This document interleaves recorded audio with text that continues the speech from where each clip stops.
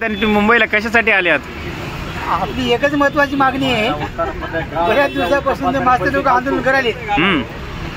14 October 2024 जो शासन निर्णय निघाला त्याची अंमलबजावणी व्हावी आणि सगळ्याला पगार मिळावा यासाठी आलो आम्ही. म्हणजे अशा अर्धनग्न अवस्थेत आपण सरकारला दाखवू इच्छिता किंवा आम्ही किती अडचणीत आहोत? अहो, सरकारला काही कळतच नाही. त्यासाठी आता फक्त अर्धनग्न केले, उद्या पूर्ण नग्न आंदोलन करावं लागेल. तरी या लोकांना चांगलं कळत नाही. गेल्या 15-20 वर्षापासून एक प्रश्न या लोकांना सुटत नाही.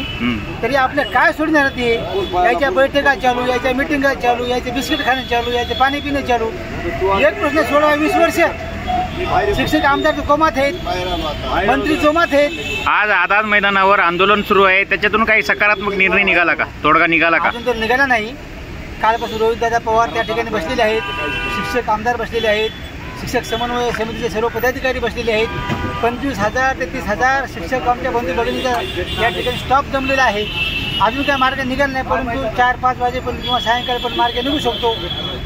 ठीक आहे, धन्यवाद. तुम्ही अतिशय सुंदर रीतीने आपल्या भावना मांडल्यात आणि ह्या भावना आम्ही सरकारपर्यंत पोहोचवण्याचा प्रयत्न करू. 100% धन्यवाद.